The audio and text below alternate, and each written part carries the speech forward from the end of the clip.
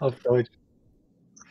Hello there. Welcome to Bitcoin Design Guide Jam session number 63. Today we are a small group. A couple of people are on vacation, I think. So we'll see how it goes, but there's plenty of stuff to talk through. So in my preparation, as usual, I went through the list of what's going on GitHub the last couple of weeks, which, Michael, you added the prototype. We updated our gem file lock. Hopefully that didn't break building for anyone. Then we have 2 PRs in progress, which is updating address character length, which was not correct. Someone brought that up. Should be easy to review and fix. And then stabilizing Bitcoin value. Got some feedback. I'm just waiting for final review, and then hopefully we can get that one merged. And then I worked on making the contribute page more actionable. Michael, there were some comments from you in there as well. And I just kept writing and iterating. I think the number 6 and 7 are a little bit sparse still, but I feel like otherwise the document should be in pretty good shape. That maybe we can move it soon to APR, add some visuals, and then see how we feel about it. Run it specifically towards maybe some other people who made it all the way through to in their open source journey. Mhm. And then what else? And then if there's nothing to talk about, I think we have plenty of to talk about. There are actually 5 current discussions: Frost, silent payments, covenants, human-readable addresses, and maybe Satoshi symbol conversation, which I don't know if people want to talk about. So that's just stuff on my mind. I've just been casually aware of it and didn't really think too deeply about that. Yeah. No, but I mean, maybe we can just have a work session on what you're working on too. That'd be totally fine as well. We could do that as well. Yep.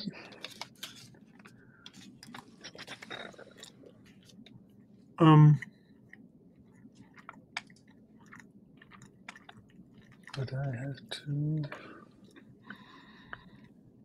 But in all this stuff, this morning I tried to review what's going on with Frost, Covenant, silent payments, and the other one. And there's just a lot of stuff to think about and to be aware of and potentially to design for. It's all very cool. I hope we can do it all.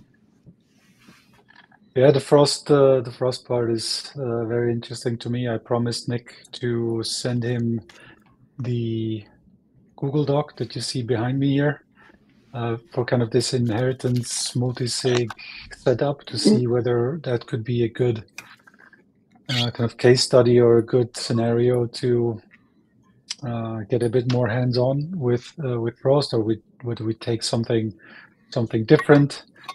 But exploring 1 or 2 use cases there would be really nice.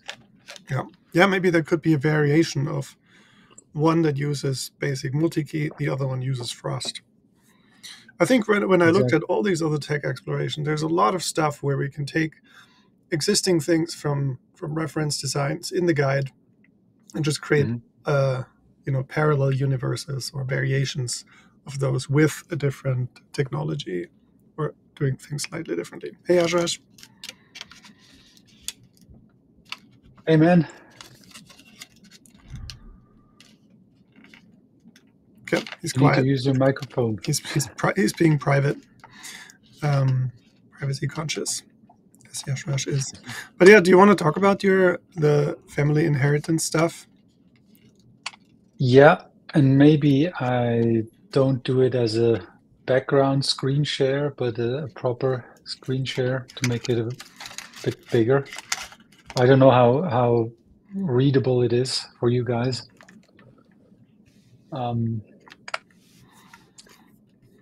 But you could also share the document if you are comfortable. I am. Here we go. I'm gonna share it afterwards. I think in the on Discord, even if it's by far not finished, but just so that people can follow along. Mhm. And yeah, so what I have been working on before my break is actually this kind of inheritance, miniscript inheritance wallet, and it kind of grew more and more into a bigger piece than the last one, the time-based recovery, because it's much more, it's kind of a one level more advanced, where we don't have just a kind of a recovery path that I've illustrated here. I'm also working on these illustrations, where basically on the time-based recovery we stop at step 2, basically with the recovery path. But for this reference design, I wanted to kind of go a step further and integrate an entirely separate inheritance key set that is held by, so Alice and Bob are the parents, Christina and David are the children, and Edward is the lawyer. In our case, it could be somebody, a family friend, and so that's kind of an additional kind of layer of complexity. Mhm. And as I was writing all of this out, is when talking about the actual inheritance part, there's a lot of things that are not really just for for relevant for UI design and UX design per se, but you also want to make sure that you have kind of best practices written out for backups, private keys, wallet configuration.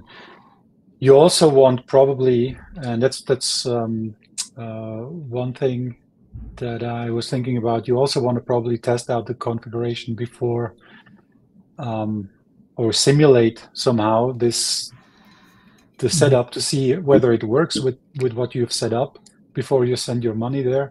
So that's something that's under construction for now. And then you have basically an entire section or chapter about kind of normal operations, where there's nothing really to kind of show from a UI or mockups or prototype perspective, but more from a conceptual level. And so these are this document grew and grew, and how could you set up all these things so that where do you keep different parts, the moving parts? So it probably will need to be broken up into different chapters or sections.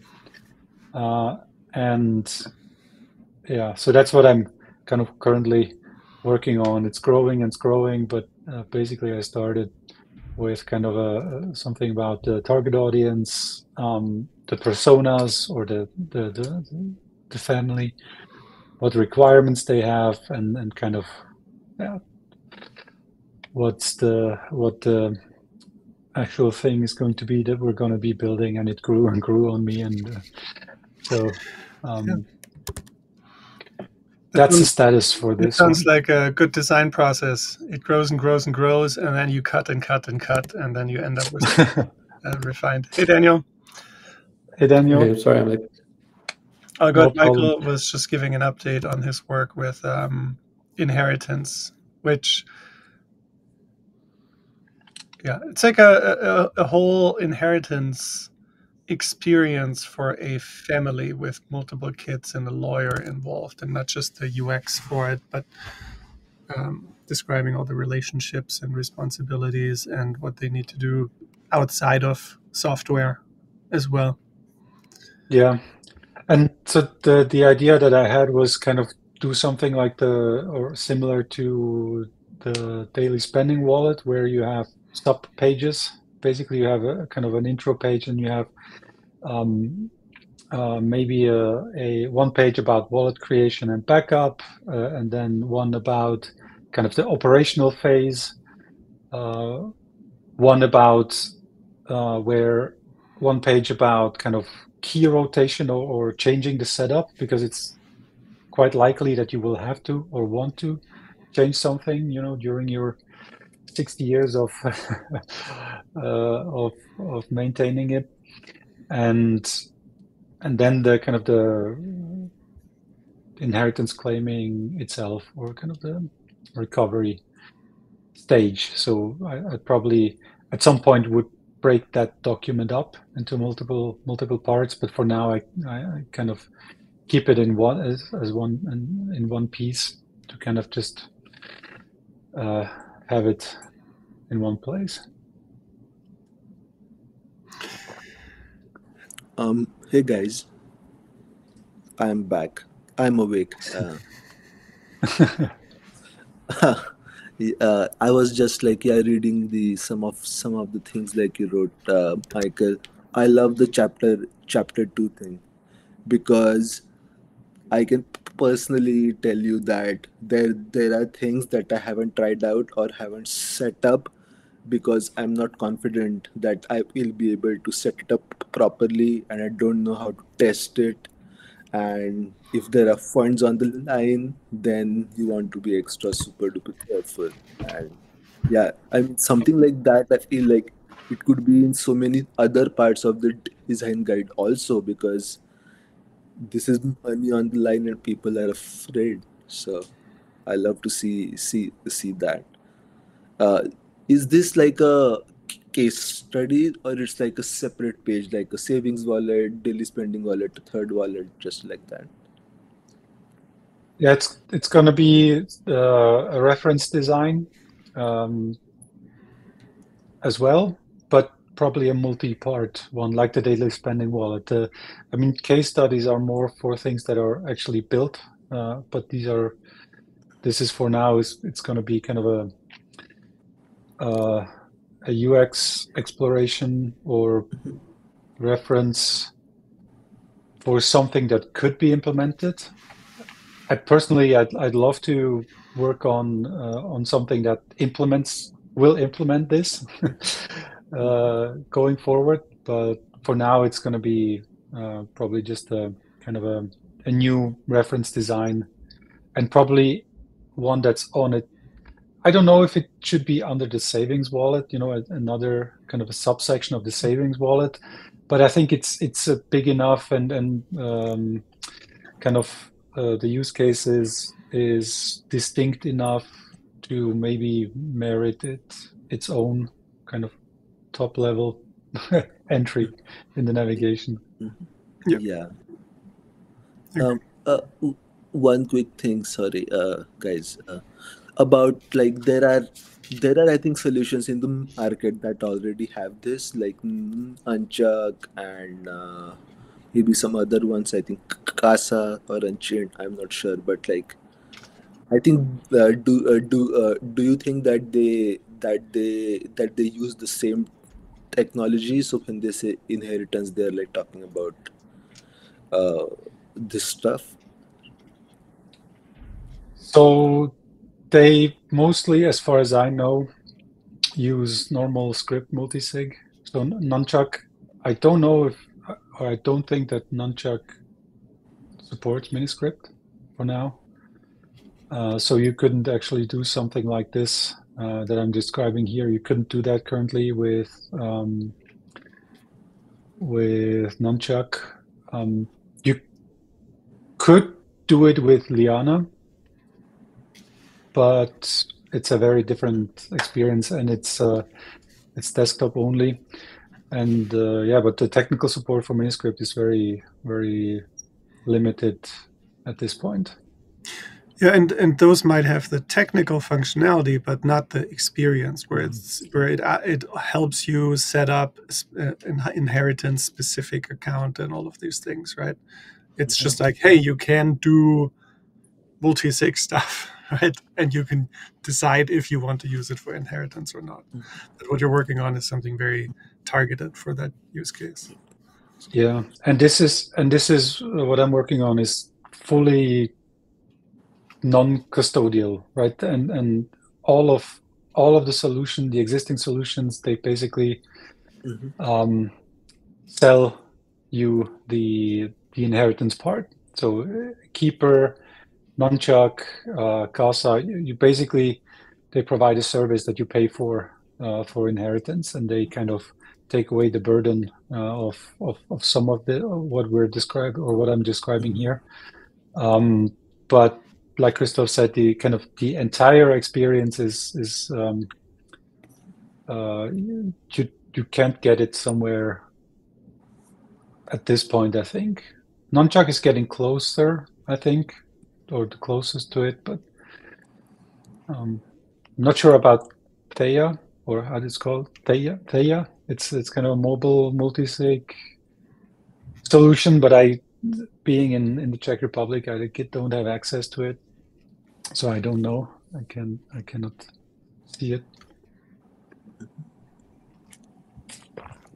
Okay, that makes a lot of sense, and yeah, I didn't know any of that. So this one, but like it will be great if you can just like mention some of these things, like, hey, this is about like uh,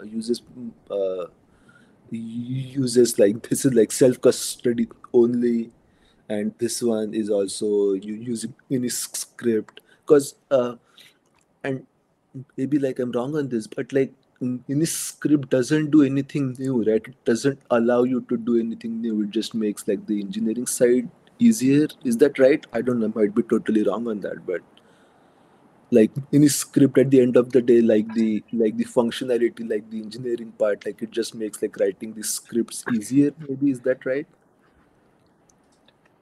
Yeah, and it's easier to verify um, and more economical as well. But yeah, it's the same underlying technology as for the time-based recovery reference design that we have. It's the same thing. It's just a different configuration of it. So or a different application of the same technology. The technology is one part in this, but I think a really big part is that to give a template for people on how to think about this, how to set it up, how to not just, and also, so for users, it might be interesting for people who may want to set this up on their own, but also for software builders, so they don't just build functionality, but they really consider all the different human scenarios that can happen there over time, because inheritance can be really messy and complicated. So I think there are multiple levels that this is interesting. And I don't know, and like Michael, I think you mentioned it earlier, this could also be done in a slightly different way with Frost, right? And maybe that could be a second version of it that says, here's how you do the same thing with Frost. Yeah. Yeah, I think though the interesting part here is actually the time. How do you manage the time gap between setting up the wallet and dying, or distributing the funds, right? So I'm also talking about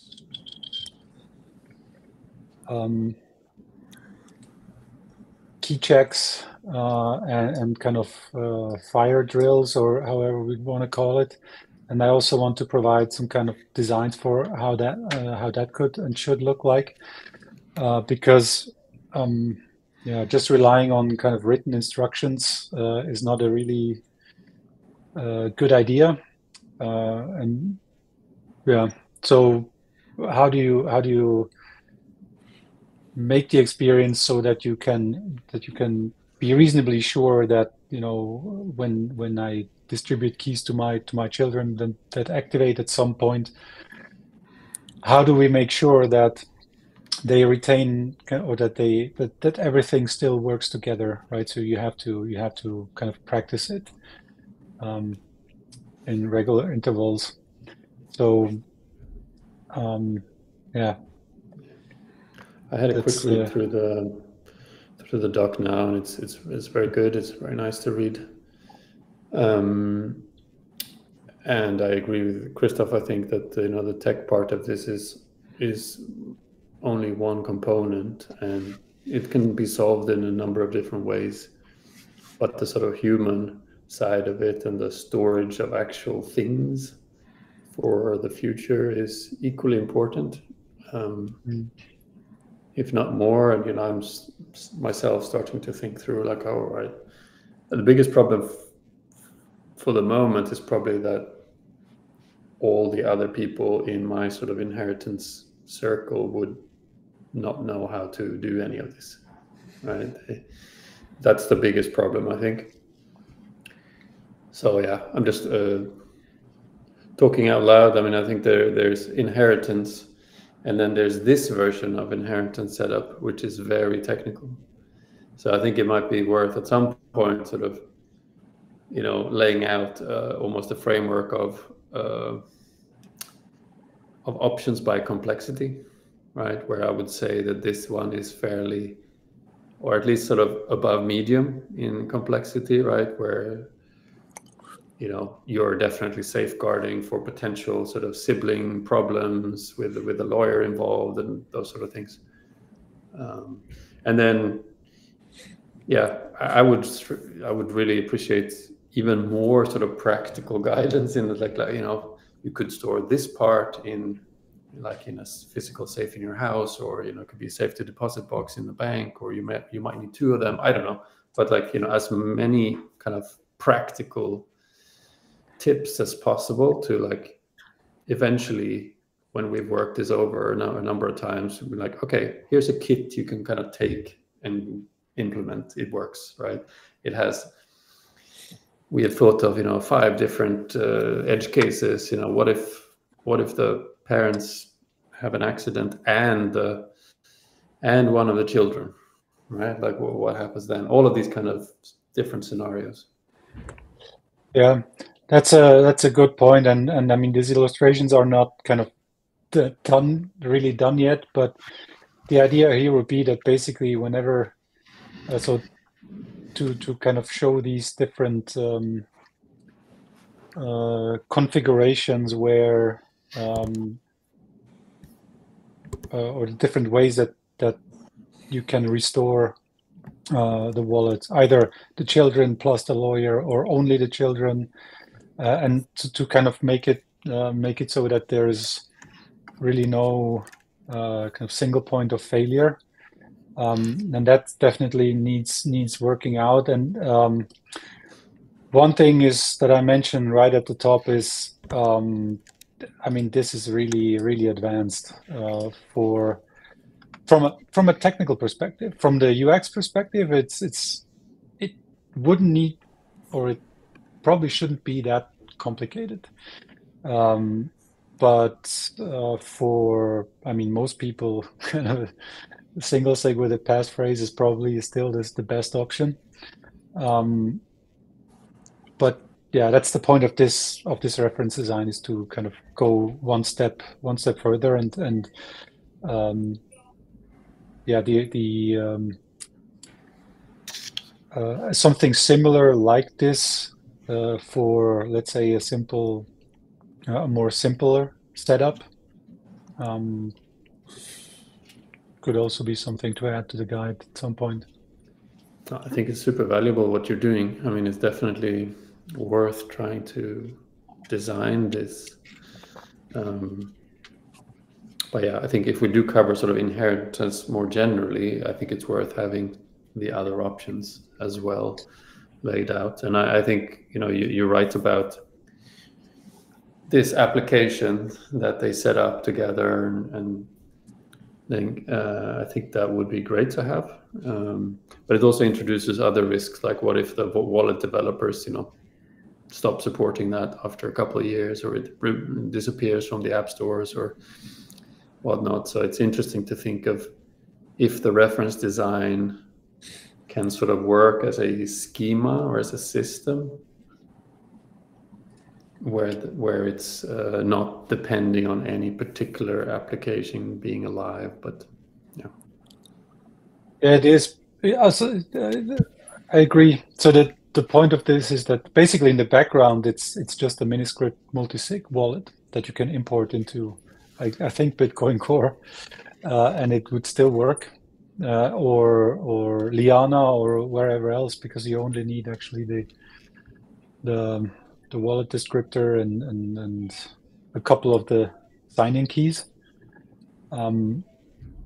So in the background, the skeleton is really interoperable, and it probably will be more and more interoperable, depending on how kind of wallet applications start supporting Miniscript. But so that would be basically some kind of how do you call it, graceful degradation, right? So if you have this nice app that helps you with all of these things, but if you take the app away, the core still stands. It's still valid. So that's but that's something that I don't mention yet, and that's I think that's something very worthwhile to add. Yeah, basing it on open standards. And then you just need to get a bunch of Bitcoin developers to actually set up their inheritance, and then it's in their own interest to maintain that application then until they die. Exactly. The problem is if they die. Sorry, this is very morbid, but yeah. I'm also a big fan of these print templates. I don't know if you've used them. I found them very, very helpful. Just print it out, fill in the fields, tuck it away in a safe place. I know it's not steel, but yeah, I've looked at a couple of them. Sparrow Wallet has them. Spectre has something different. And what I probably would want to do is, yeah, here I have it as a to-do, kind of create a PDF template. And ideally, it would also show the kind of the rules or the policy in a visual way, right? And something like this, but nicer or simpler, where you say, okay, after you have keys 1, 2, and 3. After 6 months, you have kind of one option more. After another 6 months, you have the full set, and somehow put this on the template. But that would have to be generated by the application. So yeah, so I'm trying to think also that you could just print out this PDF and put it in a safe, and yeah, that would be enough. A long time ago, we had this idea of building a small web app for customizing these print templates. So you could choose it's single, it's multi-sig, it's this and that, and then print it. Like it would just construct it right in front of you, and then you print it. And of course, you would never enter anything sensitive into the website. It wouldn't allow you even. But then you would have this personal sheet specific to your configuration. Maybe you would put names in there or so next to keys, like something not sensitive, and then you print it, and then maybe enter some more information. That still sounds like a neat idea. Something fun to do. Yeah. Yeah. It's there's a lot of checkboxes that I have to check here in this document still. So I'm just gonna keep hacking away at it, and I'm not sure yet at what point I'd open a PR, but it's not really in kind of this state yet. You can also do if you just have one page, an overview page, you can just make a PR for that, and then work on the other things. We had that with a daily spending wallet when we restructured the whole thing. There was a warning at the top of the overview page that said like this stuff is being worked on, just heads up. And then we refined a whole bunch of the sub pages still. A coming soon banner. Yeah, it's fine. It's fine. Right. Nice. Yeah, often it's nice also for the author to feel like there's progress. There's something real out there, and you kind of feel more motivated to build it out fully and add pieces. Yeah, I mean, this is basically something that has been kind of lingering around while I spent kind of the first half of my year or of my grant kind of soaking up everything, putting things together, and except for the stuff that is on the design guide, which is not really related to inheritance, but it's kind of this is something that's kind of coming together, and now it's kind of in the phase of publishing over the next 2 months or three. So it's been, like you said, it might be nice to just make it public that it's not that I didn't do nothing. And you can still keep making changes to it. It's just a thing where if things exist in a Google Doc or in GitHub, they just don't exist for many people. If it's live, Yeah. it exists. There's a slightly higher chance that it exists. Yeah, true. Yep, I'm looking forward to it. Very cool. Do you want to keep on talking about inheritance or move on to other things? Let's move on. Okay, talked enough. I don't want to just talk ask about it. a super quick question? So you obviously got a ton of work, both behind you and ahead of you, and bringing some of this to the guide. But I was wondering if you are planning a kind of separate, just an overview page of inheritance, or maybe we already have that and I'm completely blanking. But sort of almost a one-pager practical overview. Hey, we're all going to die one day. It could be more or less when we planned or not. Here are kind of the 3 to 5 headline options you have, right? Just like one paragraph almost about each. And then for the ones we have more detailed descriptions, so we can link to the relevant reference designs or whatever. But that I feel like could be just a helpful page for everybody. I think we have a similar one about backups, which I wrote 2 years ago or something, which is like, all right, I'm here today. Yeah, that one that Christoph has now. It tries to be very practical, like show you the pros and cons or the trade-offs of each one, and then sort of go in ascending difficulty or, depending on value you're trying to preserve.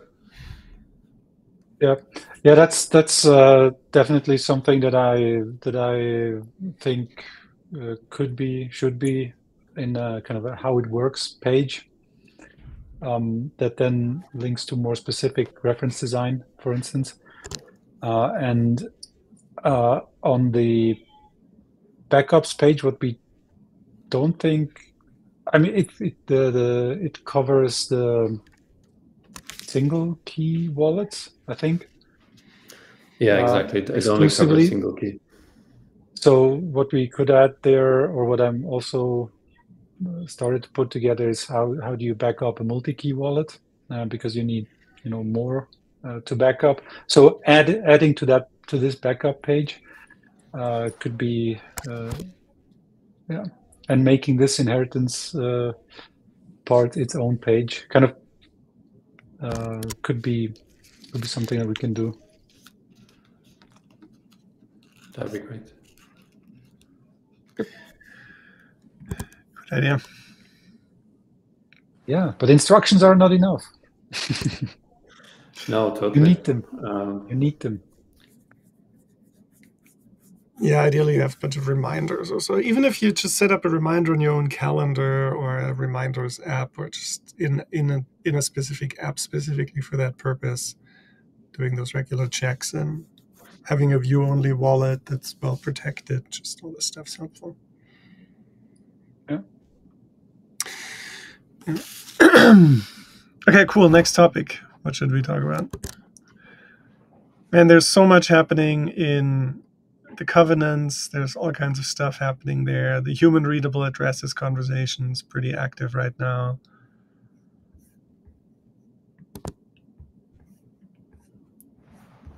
Anything that stands out? I mean, I guess generally something that I'm looking at here, I'm trying to push each of those, keep those alive and push them forward little by little.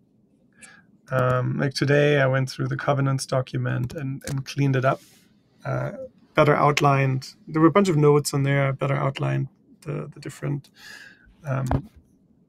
use cases and all of this stuff. And then we have this discussion happening in this issue here, where it's about timeout trees and other things. So we're I don't know, where are you at with all of these explorations right now? Yeah, for me, the covenant thing is, let's say, immediately relevant or semi-immediately relevant for these kind of vault scenarios where you have kind of delays between transactions or kind of a period where you can reclaim the funds. I'm also mentioning this in the inheritance wallet, that this might be an option in the future. But for right now, what seems pretty interesting is the Frost part. It's kind of more practical. Mm-hmm. To really work on. Yeah, one of the things that I find kind of tricky to figure out right now is, so covenants enable a ton of different stuff, from fraud proofs and space chains to lightning optimizations and all this stuff. But then on the other hand, like, something that came up with these payment trees for scaling, or whatever trees they're called for scaling, if someone wants to get out of one of those constructs, they have to pay an on-chain fee for every single person participating on it. So if a tree is 20 and there are 10 people participating in one of those trees, then you have to pay $200 to get out. That means it's not really trustless if for small transactions, for small amounts, then you get up. And $20 per transaction is not really, it's still kind of cheap long term. We might get into hundreds or so. So with all of this stuff being very forward-looking technology, I find it kind of tricky to figure out, well, which one will realistically be something that a lot of people use, short, mid, long term, based on how things might evolve, especially across something as diverse as covenants. I feel like Frost is fairly straightforward in that regard. Silent payments, probably as well, but especially with covenants, it's a beast.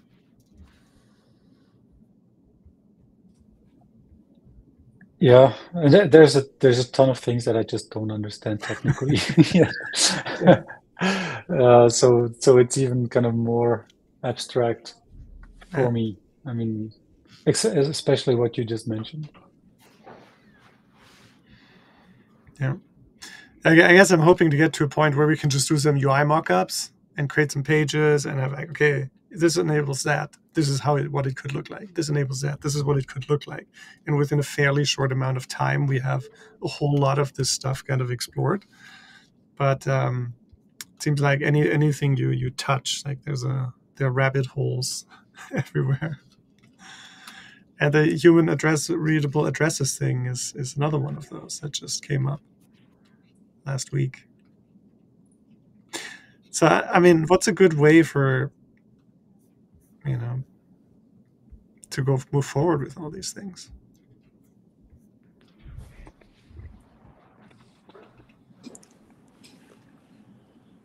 One thing on this one that I noticed, Daniel, were you about to say something? No, go ahead. I just launched into it. I think like there were like a few weeks where we were saying talk about covenants every single day, and like a Twitter space every single day, and all of us got like really interested into it. And now it seems like it's kind of died down again, so I don't know what's happening. And like some of the like one of the risks with like design explorations on these might be that we don't even know when or if and which one is going to be activated and all of that. So that seems like a bit of a risk. Like this is too future looking. Like even their soft fork is not in yet. I mean, we don't even know which one they are gonna do.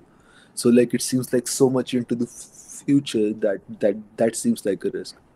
Well, I think that's kind of normal that's a topic comes up, gets hotly debated, and then it cools down again, and people move on to the other topic. That's almost like a daily news cycle as well. But then the real work actually happens once things calms down a bit. There's a group of people, whether they work together or independently, they start thinking about this more deeply because it's a personal interest, it relates to their product or whatever. And then they actually go through the hard work of all of those details. And then at some point it probably emerges again in one way or another. But it kind of happens in those little niches all over the place. So I think that's kind of normal. But yeah, it can also happen that it just dies off and no one ever talks about it. And then for the forward-looking part, but isn't that really fun? Isn't that kind of cool? We can come up with this stuff. We don't have to spend a huge amount of time on it. We don't have to do a whole daily spending wallet on one Covenants feature, right? We can make some designs that kind of aim at outlining what this might be like without spending weeks or even months on it.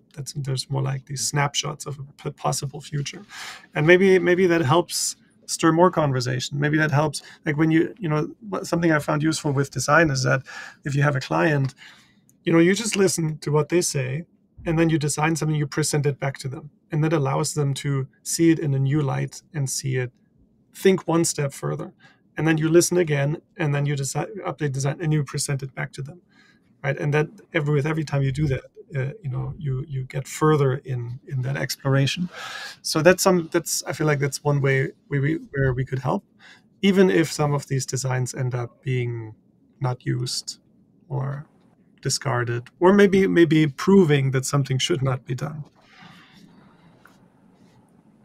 Yeah, I was like thinking initially about the idea, like I was wondering if there was going to be interest from the devs saying, hey, this is my proposal and this is the features that it enables and these are the designs associated with that. And so 3-4 different proposals that we could do like a UX or a design angle of like those, and that could help some people decide like, hey, I want this one, I don't want this one, or something like that. But I didn't see a lot of interest from the devs. But like I was personally really interested in that, saying which is the proposal that people want to go with and how do they decide, and having some sort of a UX or a design or a markup could have been useful for that, I guess. Yeah. And think about how much time Dan Gould and you also with the PageJoin, how long that campaign was to promote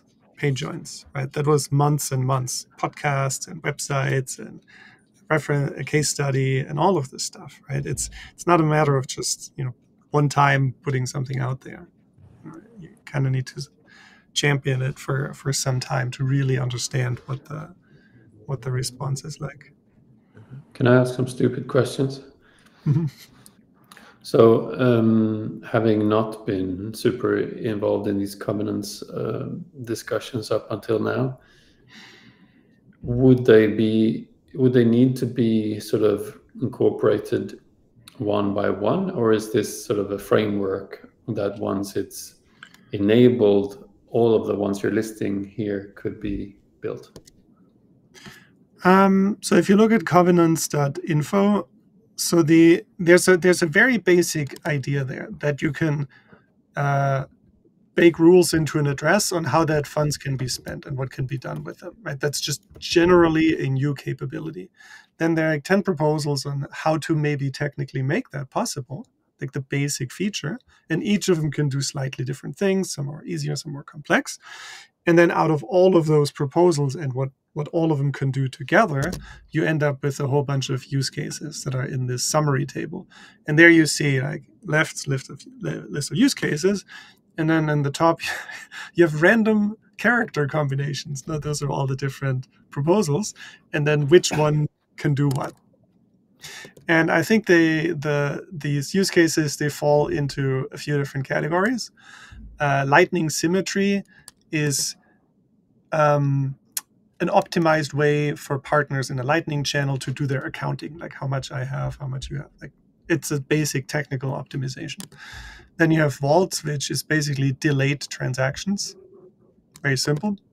Then you have payment pools, which allows a bunch of people to co-manage a UTXO in a way, which can help with privacy, but the big promise there is Lightning scaling. So the LSP, instead of just opening a channel with you, Daniel, he'll open a channel with 10 people at the same time in one transaction. And that is now trustlessly possible, potentially really scaling the LSP stuff.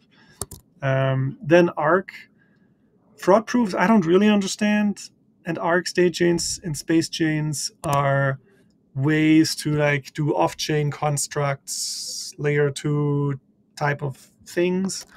And then congestion control is like I can deposit, I can bake an address, I can bake a transaction into an address, and you just claim it whenever you want. Like you don't have to do that right now. You can do it when the fees are lower or something. That's more like an individual feature or benefit that could come out of some of those. Okay, thank you for the summary. Do we think that any of these are more useful for regular people? I mean, are there some that we would want to advocate for over others? Yeah, so I actually asked the same question earlier. Like, which ones do we think have the highest potential impact that would also benefit from design explorations? Steve is very curious about these timeout trees, which is this Lightning LSP scaling thing, and how that would work in these high fee environments. But then I don't know. That's kind of what I'm trying to get to as well. On the other hand, I feel like sometimes, if we just sit down for a couple days and just design like crazy, we can probably mock up a ton of this stuff, and that might be quicker than asking and waiting for the internet to respond. So maybe we need to do both. Gather some intel.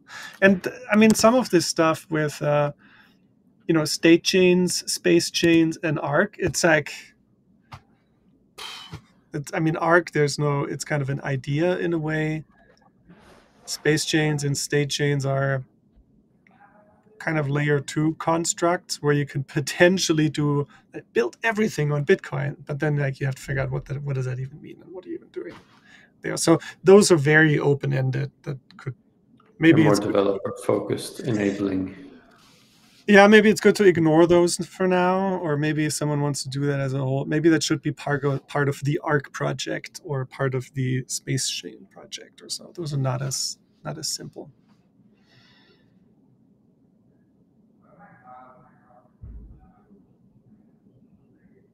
Yeah, a lot of people talk about the vault stuff also for inheritance and I mean, it's a simple use case. It's tangible. It's something tangible, right? And it's very detached from which implementation of governance gets chosen, or it's more detached because, as we can see in this table, the answer, I mean, the yes is like there for more than half of the implementation proposals. So, and it's also some very simple kind of use case to wrap your head around. And how is a vault different from what you have been working on with Miniscript today? Is it more that it would be standardized in a way, or? Well, the vault construct here refers to the idea that when want to spend when you want to spend funds, the funds move to kind of an intermediary address first, where they remain for to be defined amount of time, and in that time you can sweep the funds into kind of an emergency wallet, for instance. So it's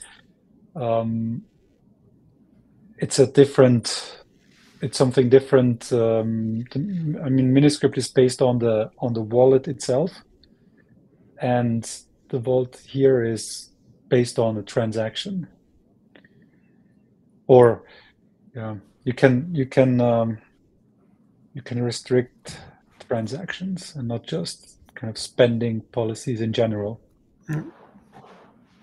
There's a lot of conversation about it. I don't quite get all the buzz about it. It seems useful, but does not. I mean, is it that incredibly useful? Maybe there's stuff I'm missing.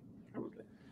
Well, I could see a helpful in a single sig setup where you don't have to create a Miniscript wallet like the time-based recovery one, just to get basically the same or similar features, where you could just it's a higher level of security, essentially, right? Like it's trying to keep you safer by almost having a whitelist or some form of safety. Yeah, it gives you a reversibility, basically, or kind of not really reversibility, but kind of a different path. Mm-hmm. Yeah, like one thing they seem to be talking about is that, and this is just my perception, but it seemed like they were like saying that you don't have to be afraid of losing your backup or forgetting your keywords or anything like that, because like right now you like try to keep everything super safe, super secure, and then you end up forgetting something and things like that. With words, because you will have that advance notice that somebody is trying to spend funds, you could like keep maybe the backup in some more obvious place. If somebody gets hold of that and they spend something, you will always have the recovery key to prevent that and do the spend some elsewhere through like the recovery path, and then you can be safe and you don't have to be very much afraid of like these things, theft or loss or things like that. Yeah, as we were talking here, maybe it makes sense to just prioritize this stuff a bit. Covenants clearly is the biggest one if you see it as a whole. Silent payment is probably fairly quick to mock up in comparison. It's very well defined. You have a payment code, slightly different, send, receive maybe. Frost, Michael, if you're looking into that one, that's pretty awesome. The human readable addresses, probably also fairly manageable to explore. Satoshi symbol, I don't know if we need to. And then maybe covenants just kind of becomes the thing we do last because it's so open-ended. Or you pick something out, like Michael, if you also look into vaults because you want to do it for you just split it up into different bits and pieces. Yeah, I think that we would need to do that anyway, because it's just, too big. It's an entire kind of universe of things. What are they called again? Something with trees. Trees.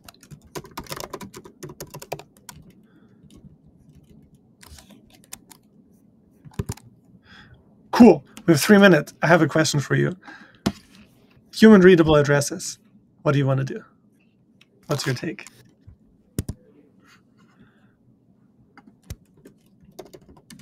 Did you see the conversation? I did not see the video, but I'm generally in favor of anything that is human readable. The complication seems to be that we have many different potential implementations across the board, and different wallets do or don't support completely different things. So again, I guess the question is back to like, these things are easy if they are universally adopted. Otherwise, they are not that helpful. And I also want human-readable wallet descriptors for Miniscript. But that's a different topic. So if you had to choose one of these formats, what would you use for your Bitcoin payment address?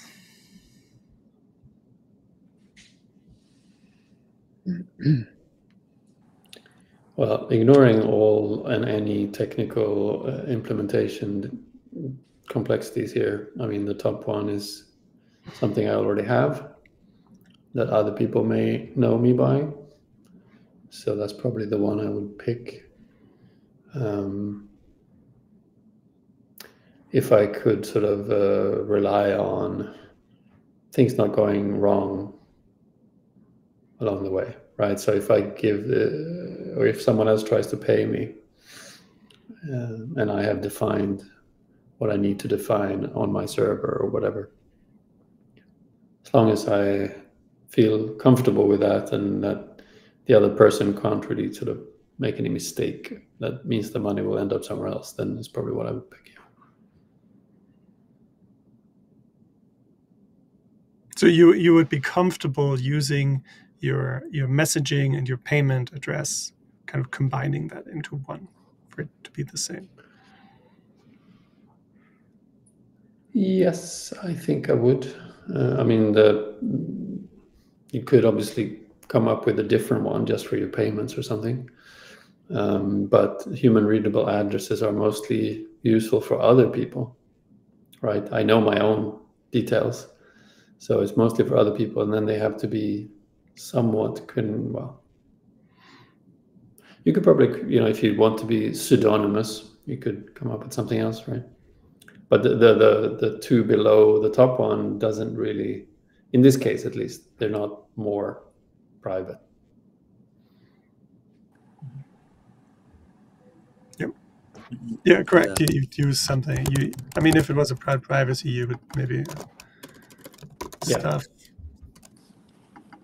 Or if she calls her name, maybe she calls Lisa as her pseudonymous name, Lisa35, like some random internet.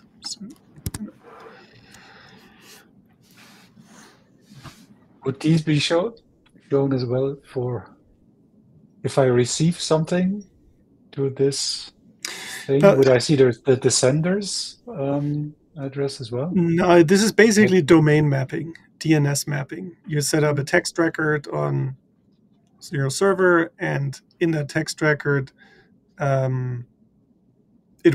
it could have multiple addresses. It could have a Bolt 12 address. It could have a silent payments address. It could have an XPub, whatever information a wallet might need to then pay you.